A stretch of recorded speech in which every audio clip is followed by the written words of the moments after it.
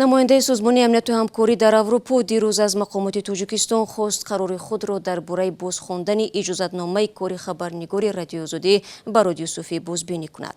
Ҳарлем Дезир дар баёние гуфт, иҷозатнома набояд ба унвони як василаи назорати муҳтаво ё маҳдуд кардани ҷараёни иттилоот истифода шавад. Вазорати кори хориҷии Тоҷикистон рӯзи 26 июн хабарнигори бахши тоҷикии радиоозодӣ Баротали Назаровро барои гузоришҳояш аз ҳаққи кор маҳрум кард. дар ин бора суҳбате доштам бо раиси бахши равобити радиоозодӣ хонум Джоанна Левисон.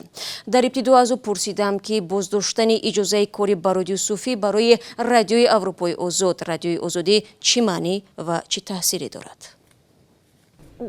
ба эътимоди мо ҳукумати Тоҷикистон аккредитатсияро барои муҷозоти радиои Аврупои озод, радиои озодӣ барои гузоришҳои мустақил ва касбияш истифода мекунад. суоли баъдии ман аз хонум Джоанна ин буд ки оё метавон гуфт ҳукумати Тоҷикистон масъалаи тақдими иҷозати корро ба як василаи фишор ба хабарнигорони машғул дар Тоҷикистон табдил додааст? бешубҳа ба бовари мо ҳукумат аз аккредитатсия барои сензура кардани гузоришҳои мо ва тарс додани журналистони радиои озодӣ барои идома надодани фаъолияти касбиашон истифода мекунад. ба ҷои пуштибонӣ аз матбуот ки як ӯҳдадории байналмилалии ҳукумат аст, аккредитатсияро барои маҳдуд кардани кори матбуот истифода мекунад.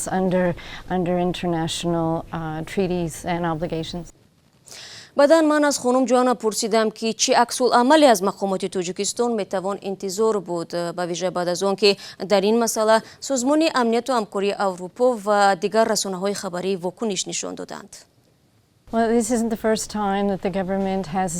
ин бори аввал нест ки ҳукумат аккредитатсияи журналистони моро боз медорад. чунин коре соли 2016 ҳам карда шуд. дар пайи хашми ҷомеаи байналмилалӣ ва ҳам интиқодҳои зиёд ҳукумат дар фурсати кӯтоҳ дубора аккредитатсияҳоро барқарор кард.